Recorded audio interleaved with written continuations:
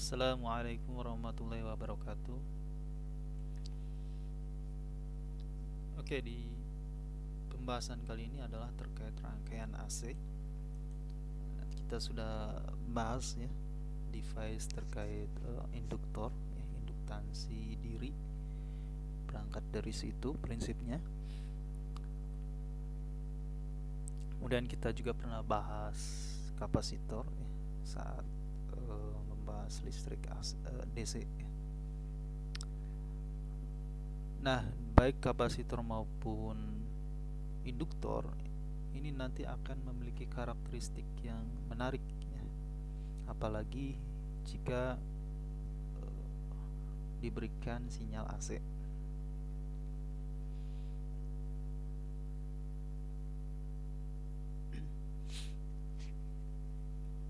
Nah, rangkaian RLC, R ini resistor ya, L ini induktornya, C ini kapasitor. Jadi resistor, induktor dan kapasitor kita rangkai ya, baik rangkaian dalam bentuk rangkaian seri maupun paralel ya, atau ya kombinasi ya. Nah, nanti akan memiliki sifat yang menarik ya, sifat yang menarik ketika kita aliri dengan arus AC. Dan aplikasinya juga sebetulnya cukup banyak ya, sangat luas, sangat banyak. Ini salah satunya misalnya radar. Radar ini memanfaatkan resonansi. Yang memanfaatkan resonansi tidak hanya radar ya, misalnya ada sensor juga ya.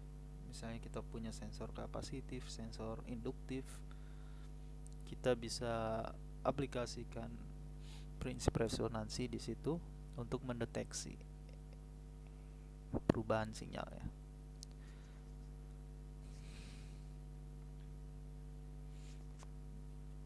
Oke, contohnya banyak ya, bisa dicari aplikasi dari rangkaian LC ini.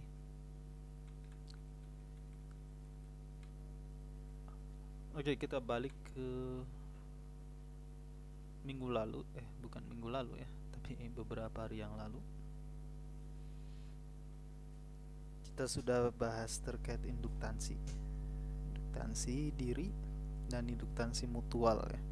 Induktansi mutual ini ketika ada dua kumparan, kemudian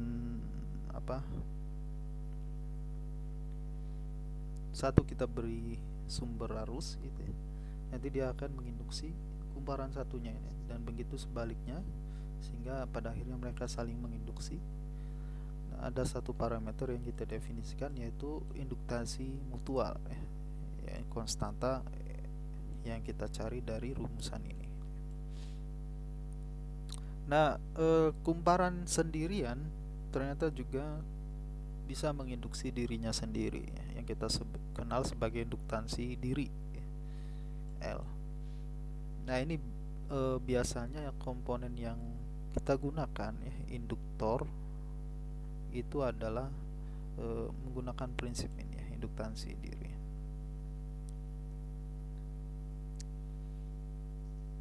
Oke,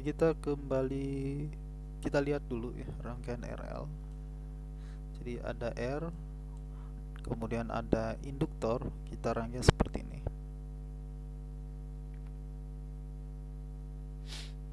Oke, kita sempat bahas ya bagaimana induktor itu seperti apa ya. Sudah saya tunjukkan gambarannya ya.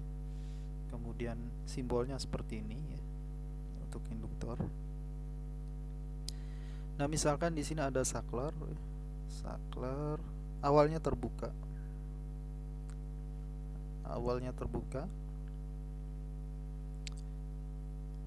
Otomatis saat awal arus yang mengalir 0 ya, karena saklarnya terbuka.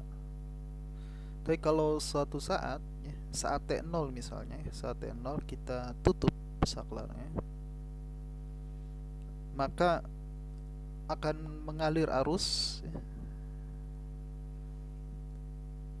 Nah, dalam waktu singkat ini nanti arusnya akan saturasi saturasi. Jadi dari nol, arusnya nol, karena kemudian ditutup, maka mengalir arus sampai saturasi. Nah, saturasinya sampai kapan? Sampai, kalau kita perhatikan ini induktor ya. Ini induktor. Maka ketika ini ditutup, arus mengalir ya, arus mengalir, maka muncul induksi diri di sini.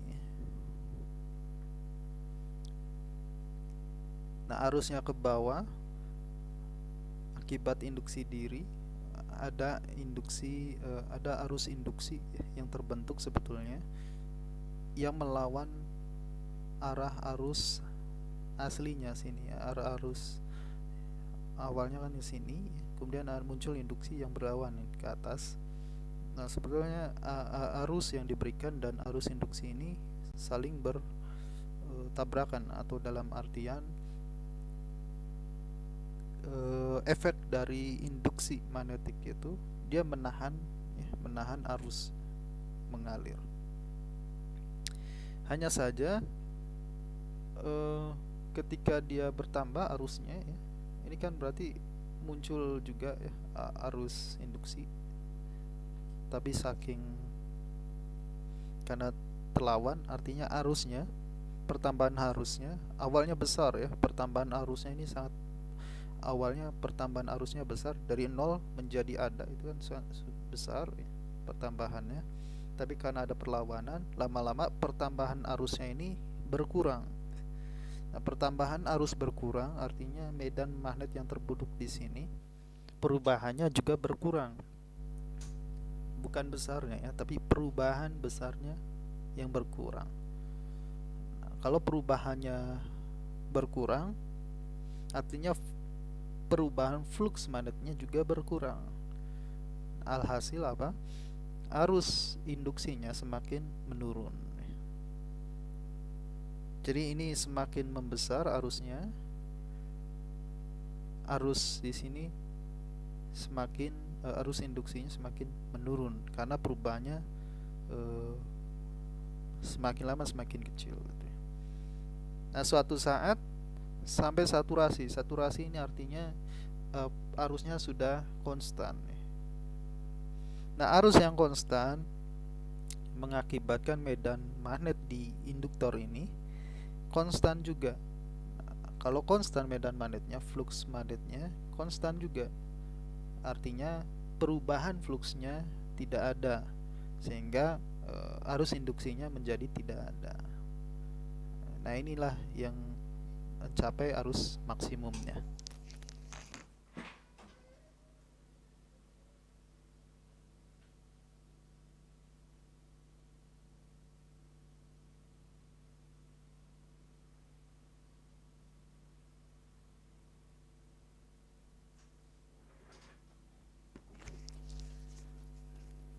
Nah, sehingga kita simpulkan saat T0 ya, jadi arusnya ini masih 0, kemudian kita tutup, muncul arus yang akan bertambah seiring waktu. Nah, pertambahannya tapi semakin berkurang. Jadi awal ini pertambahannya cepat gitu ya. Lama-lama pertambahannya berkurang sampai kondisi saturasi, yaitu arus maksimumnya. Nah, arus maksimumnya saat kondisi saturasi. Nah, kalau saat kondisi saturasi tadi perubahan fluxnya 0, arus induksinya 0, artinya di induktor ini sudah tidak ada perlawanan ya. Nah, karena tidak ada perlawanan, induktor ini ya bagaikan kawat biasa ya, kawat biasa, hambatannya sangat kecil sehingga bisa kita anggap 0. Nah, kalau ini hambatannya 0, maka hambatan total ya, R ditambah 0 ya, ini kan seri ya, jadi hambatan totalnya R. Maka arus maksimumnya ya sumbernya E dibagi hambatan total R, maka arus maksimumnya adalah E per R. Nah, proses ini sangat cepat ya untuk kasus ini. Nah, seberapa cepat ya bisa kita bisa hitung secara analitik ya. Sekarang bagaimana kalau kita lihat ya, eh, masih ingat ya, untuk rangkaian tertutup, maka total tegangannya harus nol. Artinya tegangan di sini, tegangan sumbernya ya, ini sama dengan tegangan yang diambil oleh resistor dan tegangan yang diambil oleh induktor. Jadi tegangan yang diambil oleh resistor dan tegangan yang diambil oleh induktor. Nah, ini adalah tegangan sumbernya. Yang diambil oleh resistor hukum Ohm ya, I kali R. Nah, sedangkan untuk yang diambil oleh induktor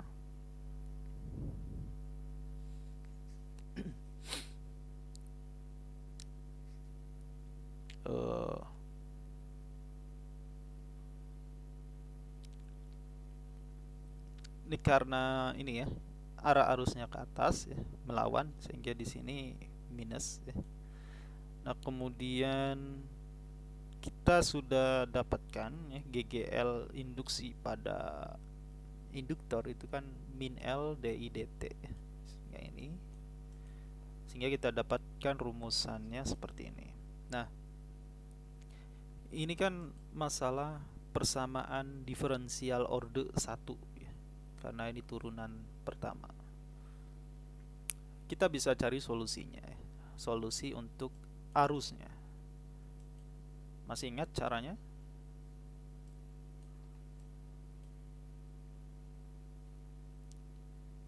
Kita integralkan ya. Jadi ini kan arus ya.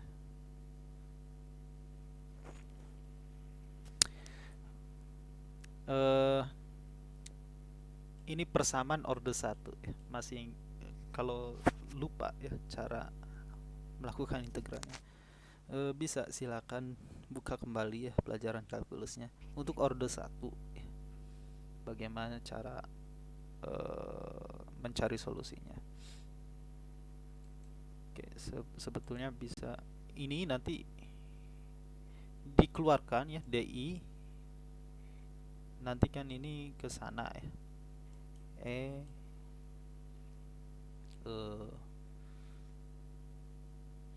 min IR ya, sama plus L DI dt gitu ya, sama dengan kemudian L nya pindah, jadi DI dt itu akan sama dengan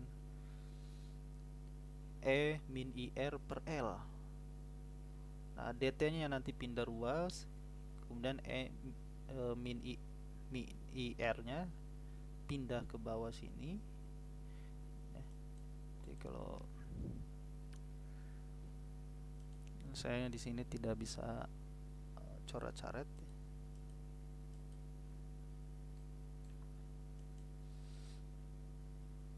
Oke, intinya diselesaikan ya, cari solusi dari arus ini. Ini kan persamaan orde 1 ya, persamaan diferensial biasa.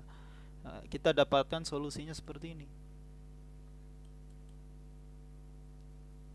ya. Atau R per L nya kita sebut saja tau L ya, tau L. Nah, tau L ini, R per L ini kita anggap sebagai konstanta waktunya gitu ya. Ini kalau kita perhatikan bagaimana kira-kira grafiknya.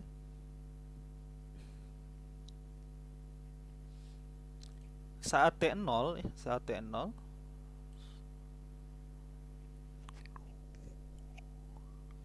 E pangkat 0 kan 1 ya, 1 min 1 0 ya. Jadi I harusnya saat T0 0. Tapi ketika T menuju tak berhingga, artinya T cukup besar gitu ya, ini kan minus tak berhingga gitu ya, artinya bernilai 0, sehingga maksimumnya E per R gitu. Jadi sesuai ya dengan konsep tadi, ketika awalnya 0, ketika sampai steady state jadi E per R. Tentunya tidak perlu menunggu waktu yang tak berhingga gitu ya. Asalkan apa? Asalkan T-nya cukup besar dibandingkan tau L ya. Tau L ini kan L per R ya. L per R. L itu ordenya ya bisa mili, bisa mikro, sangat kecil ya ordernya. Ordernya bisa kita buat misalnya beberapa kilo ohm gitu ya. Artinya toel ini sangat kecil. Jadi ini kecil dibagi besar kan jadi sangat kecil. Artinya T-nya tidak perlu yang sangat lama gitu ya. Bahkan mungkin beberapa milidetik aja sudah jauh lebih besar dibanding toel ya. Artinya untuk mencapai nilai yang sangat besar T per toel ini ya cukup beberapa milidetik bahkan atau order detik itu sudah saturasi ya. Sudah menuju nol nilai eksponennya ini. Kalau digambarkan kurvanya naik secara eksponensial tapi suatu saat saturasi. Kurvanya gini, set gitu ya, naik landai.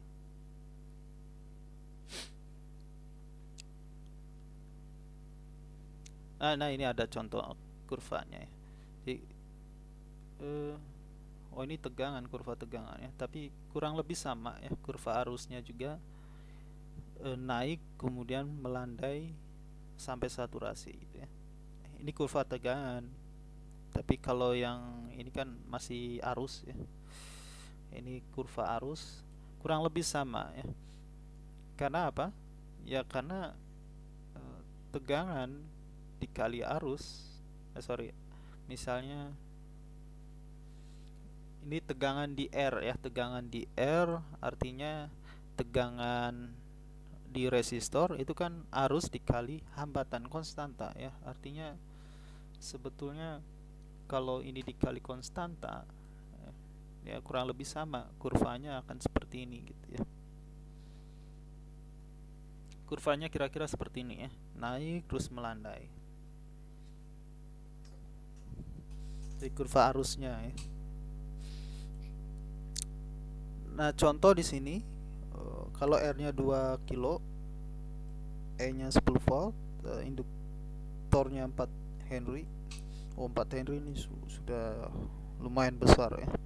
Biasanya ordo pada aplikasi ya, secara praktis biasanya ordonya mili gitu ya, mikro. 4 Henry ini cukup besar ya.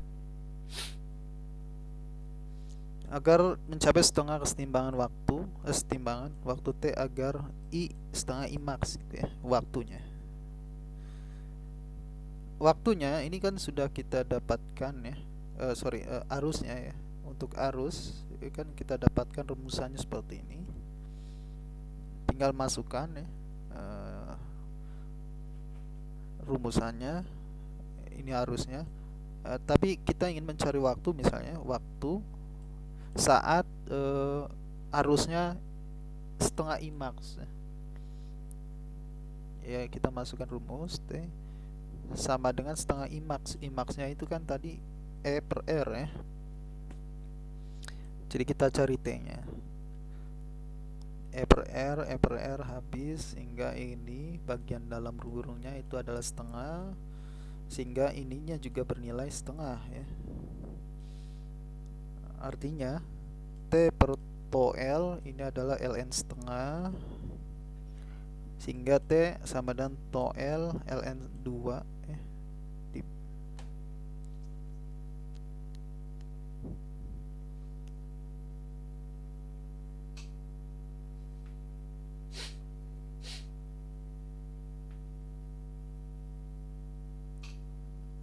Kenapa ini ln setengah ke ini ln 2? Ini karena negatif ya, negatif pindah ke sana. Min ln setengah itu sama dengan ln 2 ya, ingat ya. Dan toelnya kan L per R ya, ln 2 0,693 dikalikan ya, kita dapat sekitar ya min 3. Jadi ordernya mili ya, miliskon. Jadi T mili 1,3 itu sudah mencapai setengah arus maksimumnya.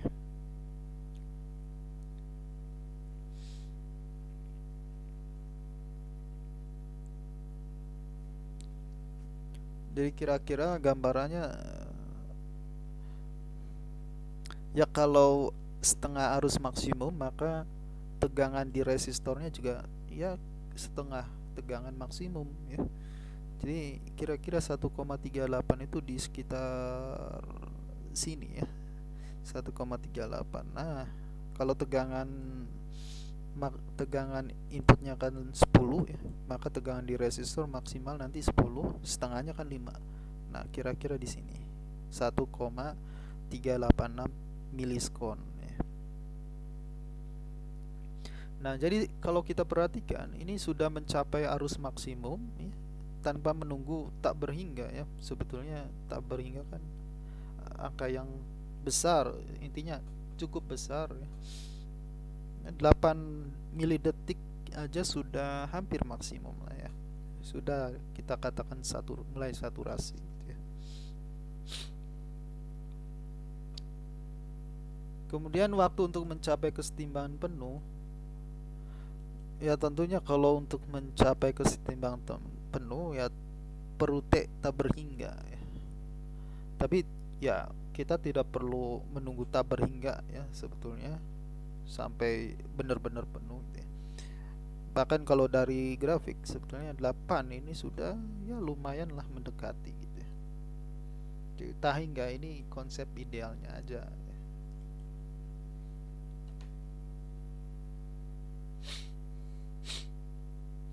Kemudian energi pada induktor.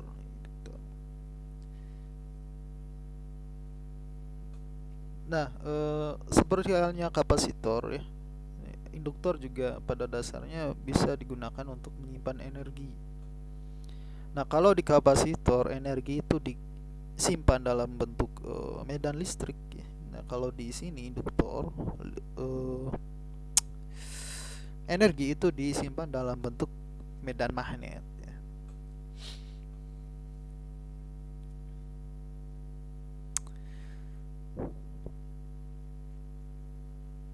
Nah, kemudian daya dapat kita definisikan sebagai perubahan energi per satuan waktu.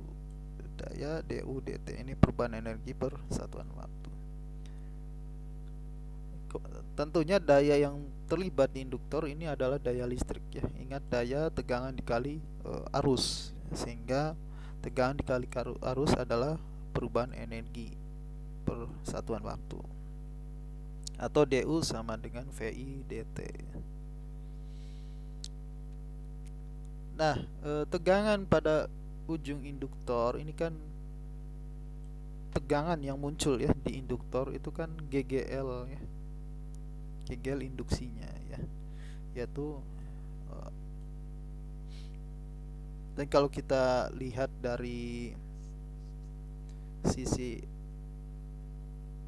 tegangan di sini ya, tegangan di sini ini kan muncul GGL induksi ya. Nah, tegangannya adalah ya kita ambil minus dari GGL induksi yang terbentuk ya. Nah, sehingga apa? Sehingga tegangan yang muncul di kaki induktor ini adalah LDI dt.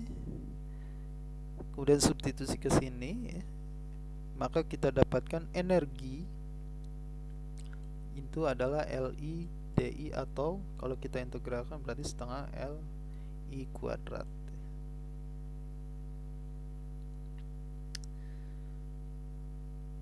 Nah, sebagai contoh induktor 3 Henry misalnya R-nya 10 ohm, rangkaian seperti ini. Nah, berapa energi yang tersimpan pada induktor saat arus mengalir sebesar setengah arus maksimal? Kecepatan aliran energi dari sumber tegangan saat T, kemudian kecepatan aliran saat T, aliran energi termal yang terdisipasi. Nah, arus maksimal yang dapat mengalir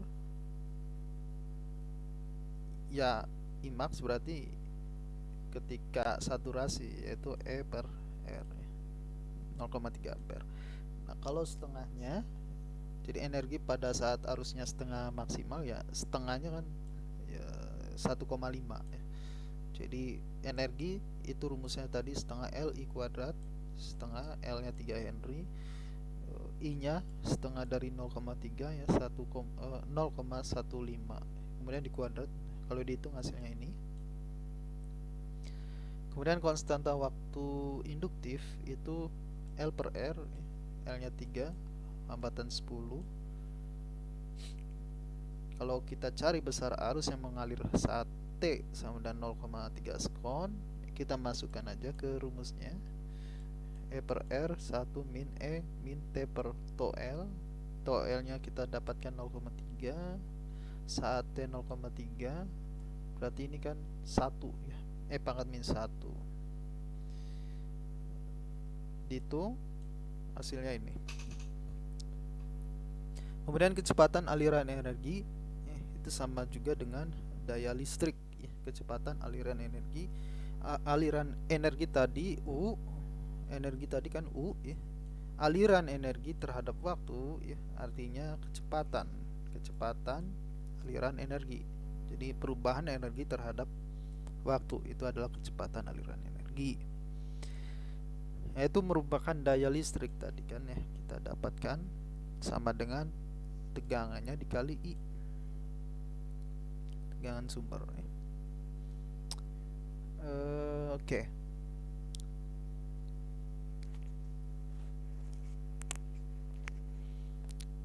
Ini masih sama ya, saat T 0,3 detik ya. Ini masih soal yang tadi ya, C.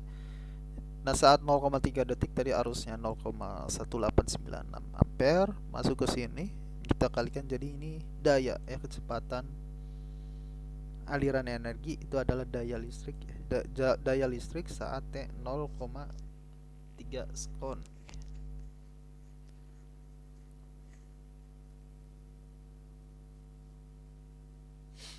Nah, kemudian kecepatan energi termal yang terdisipasi. Kalau tadi energi daya listrik pada ini kecepatan aliran energi dari sumber tegangan ya. Artinya daya yang dikeluarkan oleh sumber itu berarti tegangan sumber dikali arusnya. Tegangan sumber E dikali arus ya, saat 0,3 detik. Nah, kalau C ini kecepatan energi termal yang terdisipasi dari rangkaian. Nah, energi yang terdisipasi artinya energi yang terbuang ya. Komponen mana yang membuang energi? Induktor ini hanya menyimpan energi sementara ya. Jadi kalau artinya energi tidak dibuang sebetulnya. Tapi kalau R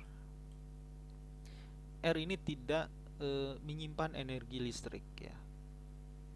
Nah, sehingga kalau dia dialiri arus, artinya kan kita memberi energi ke sini ya, ke R. Ada daya listrik yang diambil oleh R ya. Nah, kemana diambilnya? Pastinya akan dibuang ya, karena dia tidak menyimpan energi. Nah, dibuangnya dalam bentuk apa? Kalau kita buat rangkaian listrik itu kan biasanya apa? Lama-lama panas. Lama-lama panas. Nah, artinya energi bisa dibuang dalam bentuk energi panas ya, atau termal ya. Sehingga kalau ini pertanyaannya adalah energi termal yang terdisipasi, otomatis mana yang membuang dalam energi dalam bentuk termal? Komponen R ya. Sehingga di sini daya yang dibuang ya, yang terdisipasi ya, disipasi kan dibuang ya, itu adalah tegangannya karena daya yang dibuang itu adalah daya yang diberikan ke resistor ya. Artinya di sini tegangannya adalah tegangan resistor. Nah, tegangan resistor itu sama juga dengan arus dikali hambatannya ya. Jadi VR ini I kali R, ini dikali I lagi, sehingga I nya I jadi kuadrat. Nah, saat 0,3 detik tadi kita dapatkan arusnya ini, hambatannya 10. Nah, ini adalah arus yang daya yang terdisipasi menjadi energi termal ya.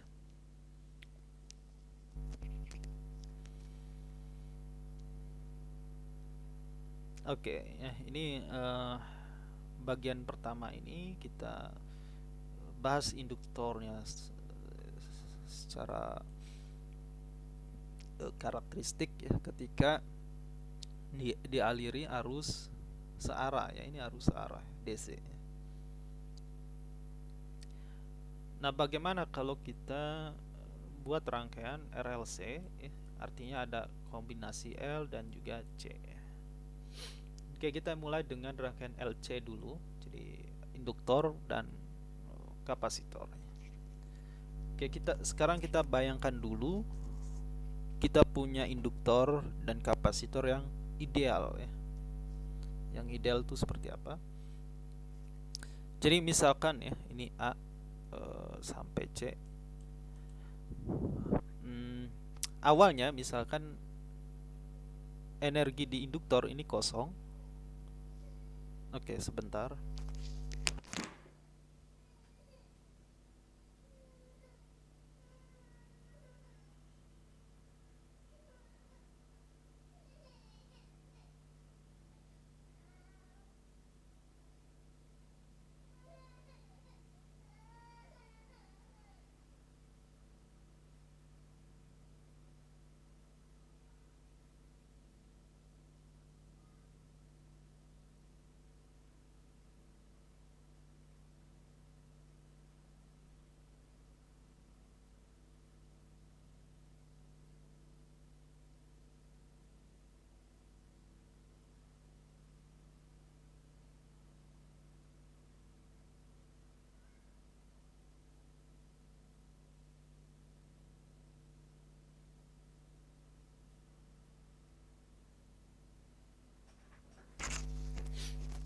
Oke, baik, kita lanjutkan kembali.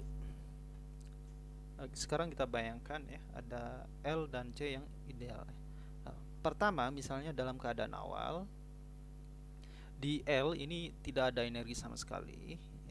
Jadi energi UB ini energi magnet ya, dalam bentuk magnet, artinya energi di induktor itu maksudnya. Nah, pertama misalnya di C ini kita ada energinya. Jadi mula-mula kita buat kapasitornya punya energi, artinya menyimpan energi, kemudian dirangkain seperti ini, tertutup. Nah, karena L masih kosong, sedangkan di sini ada energi ya, di kapasitor, maka kapasitor akan melepas energinya, artinya pengosongan ya, proses pengosongan kapasitor. Mengalir arus menuju ke induktor sehingga energi di C berkurang ya, dan energi di induktor bertambah.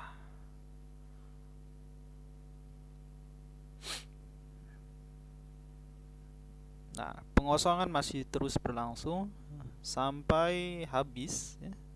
Di kapasitor habis, energi semua masuk ke induktor. Artinya di sini arus sudah maksimum ini. Arusnya sudah maksimum. Karena sudah habis, artinya arusnya berhenti mengalir.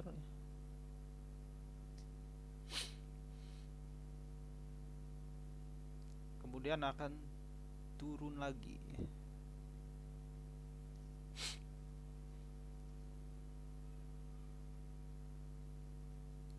Arusnya akan turun lagi.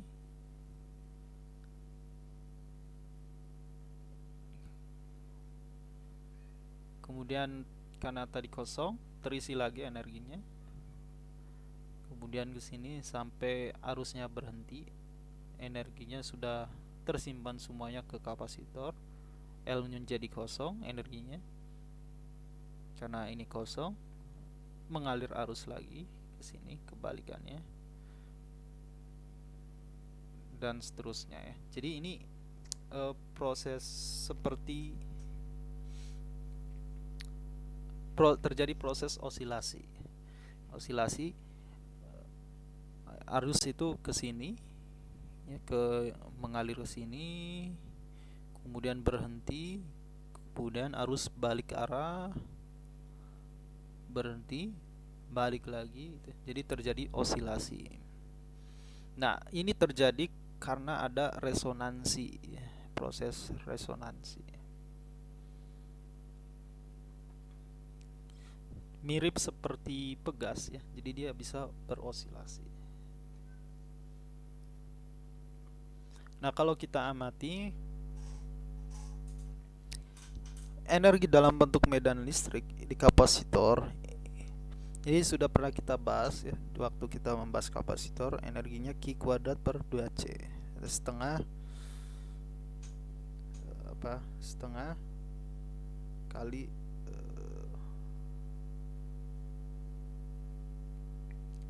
setengah CV kuadrat ya, setengah CV kuadrat, atau Q kuadrat per 2C.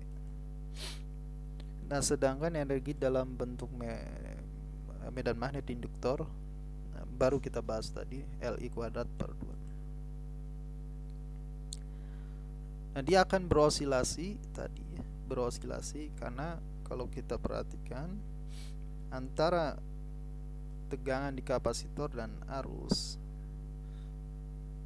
awalnya tegangan di kapasitor tinggi sehingga muncul arus ya, muncul arus, tegangannya akan menurun ya, karena energinya berpindah sampai arus maksimum. Sini arusnya berhenti lagi, kemudian tegangan turun lagi, dan seterusnya. Jadi ini proses A C E G A C E G A C E G gitu ya. Kira-kira grafiknya seperti ini. Jadi osilasi. Nah, seberapa besar frekuensi osilasinya?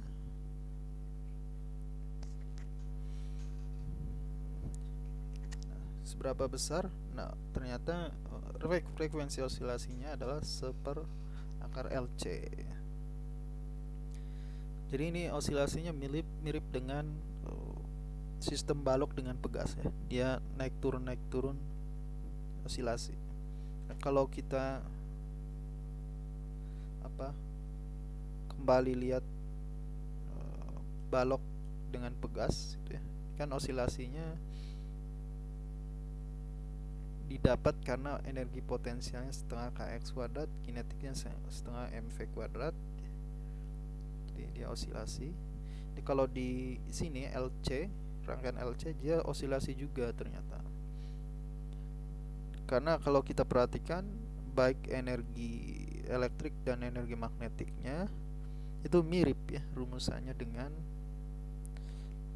balok ya, balok dan pegas tadi ya. Nah, tentunya rangkaian tidak ideal ya, tidak ada yang ideal. Ini kalau ideal sebetulnya dia akan terus-terusan osilasi. Osilasi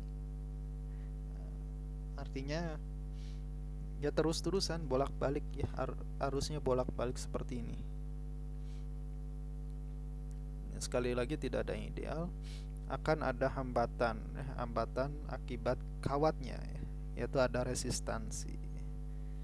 Bisa kita gambarkan seperti ini ilustrasinya. Jadi suatu saat ya osilasinya akan meluruh gitu ya. Energinya lama-lama habis juga.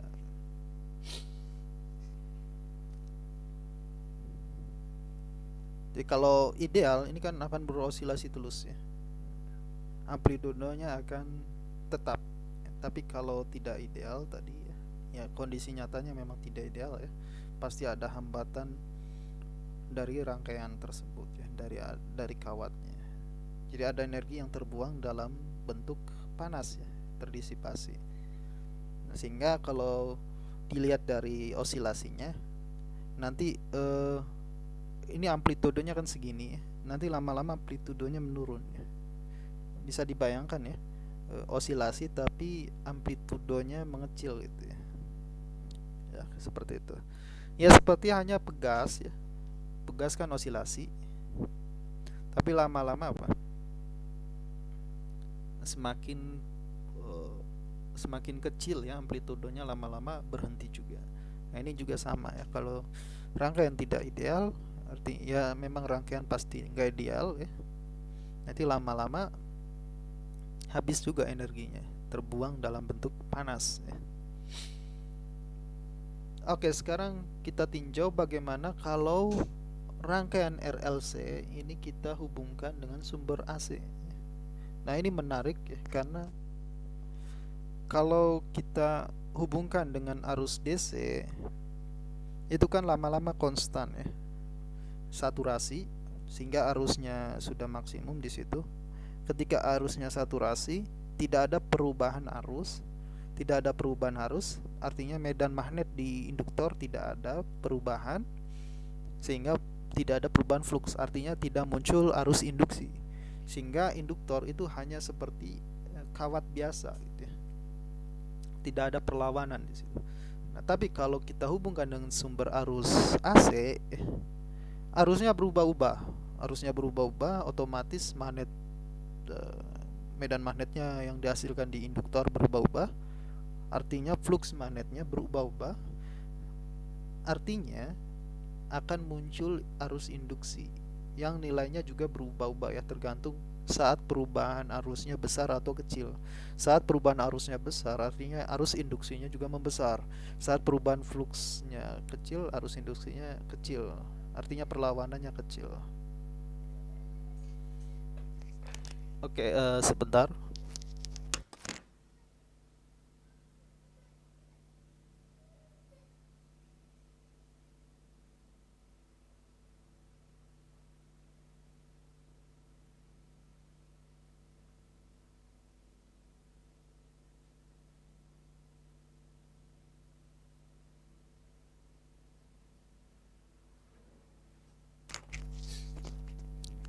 Baik, kita lanjutkan.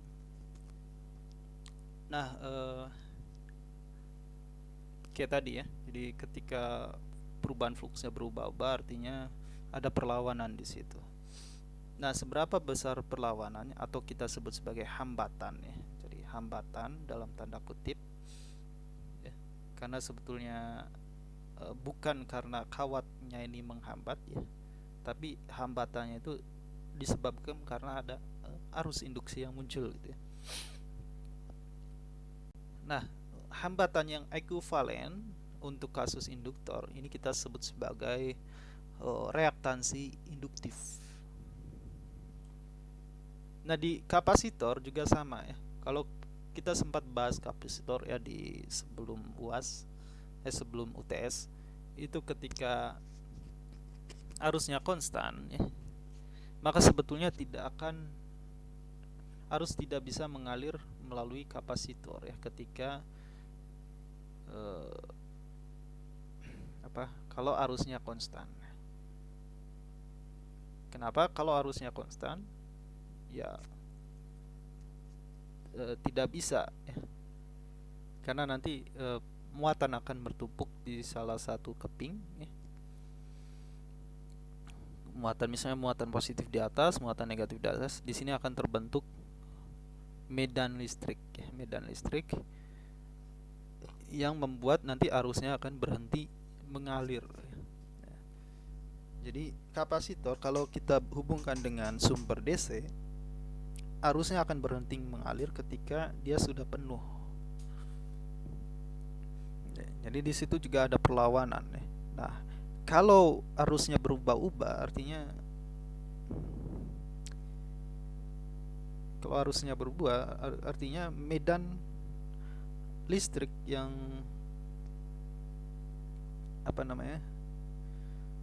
medan listrik yang terbentuk di kapasitor ini juga berubah-ubah. Nanti akan muncul arus drift namanya, arus drift. Jadi ada arus yang bisa mengalir ya kalau ini diubah-ubah arusnya. Nah, sama seperti induktor, kita anggap ada suatu hambatan ya, yang ekuivalen ya, kita sebut sebagai reaktansi kapasitif. Nah, untuk saat ini kita kita beritahu saja ya, reaktansi induktif itu apa, rumusannya ya. Reaktansi kapasitif ini seperti ini. Nah, dari mana ini asalnya? Ya, ada sebetulnya penurunannya ya. Cuma untuk fisika dasar ya, ya kita terima saja dulu ya. Jadi, kalau mau tertarik ya, kalau tertarik dari mana asal rumusan ini, bisa ya, bisa dicari tahu ya. Nah, reaktansi kapasitif ini seper omega C. Ini adalah omega D ya. Omega ini maksudnya frekuensi dari sinyal AC-nya ya. Jadi ini sumber AC kan, artinya harus bolak-balik ya. Artinya ada frekuensinya. Nah, di sini sebut saja frekuensi angulernya adalah omega D. Nah, ini untuk kapasitif seper omega C, untuk induktif omega L. Nah, kalau dirangkai seri ya menjadi RLC ya, R, L dan C, urutannya bebas ya. Mau C dulu, R dulu. Yang penting dia rangkaian seri seperti ini. Maka hambatan totalnya itu adalah kita sebut sebagai impedansi ya, Z. Ini hambatan total. Ini adalah R kuadrat ditambah XL min XC. R-nya ini hambatan dari resistornya ya. Nah, resonansi ini terjadi ketika apa?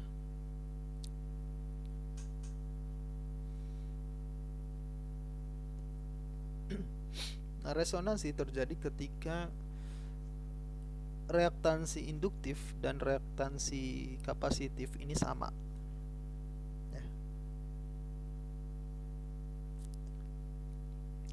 Nah, kalau kita perhatikan rumusan impedansi ini kan ada selisih di sini ya.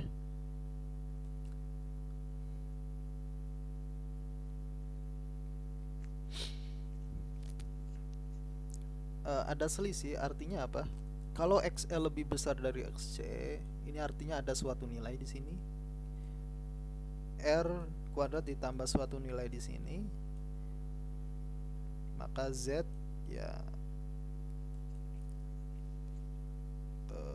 apa namanya? Itu sama dengan akar R kuadrat tambah sesuatu di sini. Baik kalau XC lebih besar dari XL, ini juga ada selisihnya. Nah, kalau XL sama dengan XC, maka ini kalau ini sama, ini 0 ya. Maka impedansi totalnya itu sama dengan R aja ya. Jadi seolah-olah C dan L ini tidak berkontribusi dalam hambatan totalnya gitu ya. Jadi kalau ini sama dengan ya, artinya ada kondisi hambatannya paling minimum ya, yaitu ketika reaktansi L dan reaktansi C sama nilainya. Jadi hambatan minimum dari rangkaian RLC. Nah, kondisi tersebut ini memicu kondisi resonansi.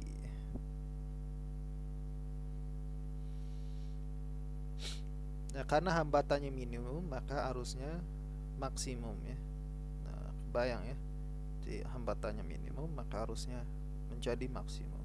Nah, itu terjadi ketika ini sama, artinya selisihnya tadi 0 ya.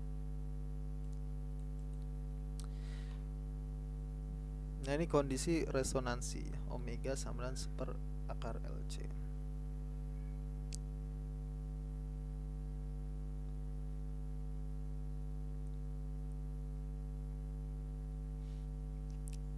Oke, jadi di sini nggak ada contoh ya.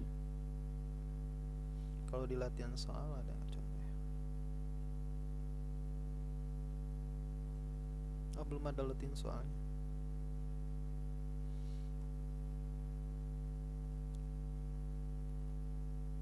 Oke, contoh aja misalnya hambatannya 100 gitu ya. C-nya berapa, L-nya berapa. Nah, kira-kira impedansi totalnya berapa, bisa dihitung dari sini ya. Dihitung dari sini. Nah, resonansi ini penting ya. Karena apa? Karena apa namanya? Banyak aplikasinya ya. Salah satunya misalnya untuk sensor, tadi untuk radar tadi ya dibahas di awal. Terjadi ketika XL, kalau ini sama dengan ini kan jadi nol ya. Kalau tidak sama dengan ini ada sesuatu di sini. Ada sesuatu artinya R-nya impedansinya cukup besar ya. Tapi kalau ini nol artinya impedansi yang paling kecil ya, minimumnya.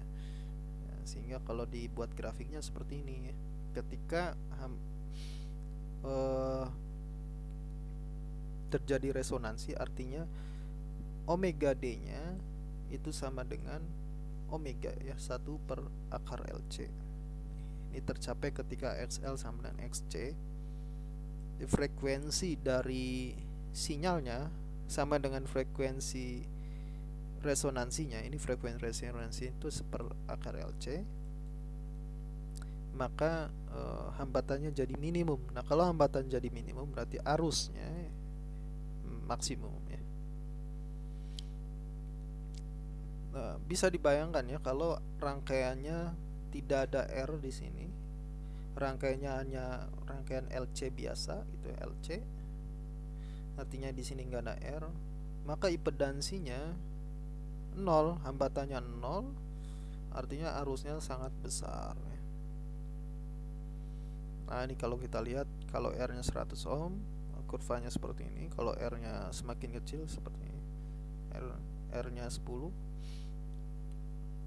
lebih memuncak lagi gitu ya.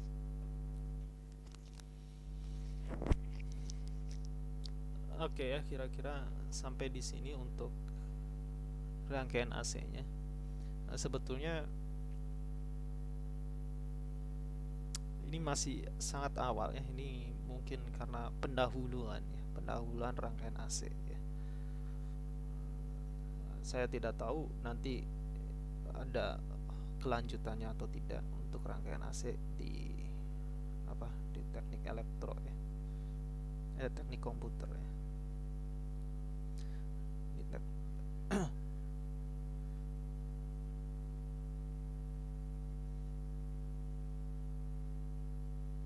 Oke, sebagai ringkasan kita dapat I-nya seperti ini untuk rangkaian DC ya. Ketika switch ditutup, maka mulai arus mengalir ya. Jadi dari awalnya 0 arusnya, kemudian mengalir sampai T yang cukup besar di sini, sehingga arusnya menjadi maksimum.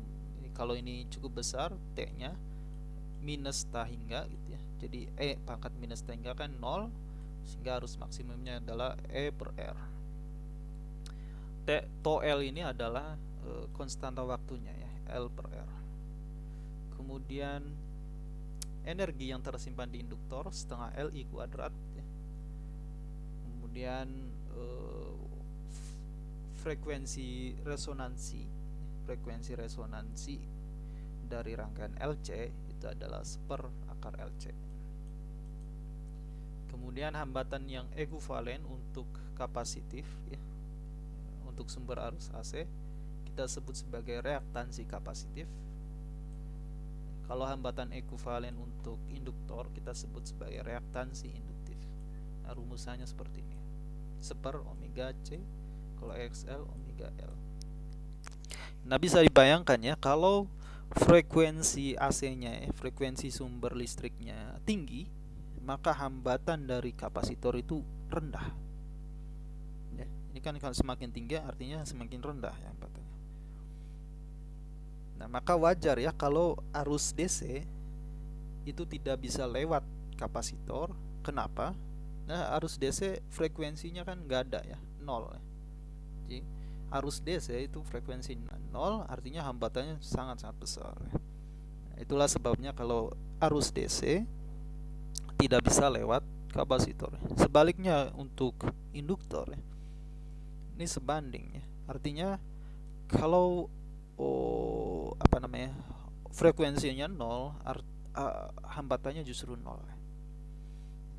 Jadi kalau kita punya arus DC dialirkan ke induktor, yaitu ngalir seperti tidak ada komponen induktor ya, artinya maksudnya tanpa hambatan, yang mengalir tanpa hambatan. Tapi ketika ada frekuensi ya, sinyalnya AC, arusnya AC, arus bolak-balik, maka ada frekuensi. Nah, semakin tinggi frekuensinya ternyata hambatan semakin besar ya. Kenapa seperti itu? Nah, kalau frekuensinya semakin tinggi ya, artinya perubahan fluksnya ya, laju perubahan fluksnya juga membesar ya. Itulah sebabnya kalau hambatannya menjadi tinggi ya, perubahan fluks yang sangat besar, akibatnya apa? Induksi, arus induksinya semakin besar ya. Arus induksi semakin besar artinya perlawanan oleh induktor itu semakin besar. Dalam hal ini ya hambatannya besar. Kemudian untuk rangkaian RLC ada hambatan ekuivalen untuk rangkaian RLC kita sebut sebagai impedansi ya. Secara total ini adalah impedansi. Nah, sebetulnya reaktansi kapasitif ini boleh juga kita sebut sebagai impedansi dari kapasitornya gitu ya. Reaktansi induktif boleh juga kita sebut sebagai impedansi dari induktornya. Nah, impedansi dari resistor itu sama dengan hambatan resistornya. Nah, kalau ditotalkan ini menjadi impedansi total ya. Impedansi itu adalah akar R kuadrat plus XL min XC kuadrat. Nah, kalau kita lihat nilai ini akan minimum kalau XL sama dengan XC ya. Nah, nilainya akan terkecil ketika XL sama dengan XC. Nah, kondisi tersebut ya, kita sebut sebagai kondisi resonansi. Nah, ini akan tercapai ketika apa? Kalau XL sama dengan XC ini sama dengan ini, maka omeganya akan sama dengan 1 per akar LC ya. Baik, sekian untuk materi pendahuluan terkait rangkaian AC. Terima kasih. Diakhiri. Assalamualaikum warahmatullahi wabarakatuh.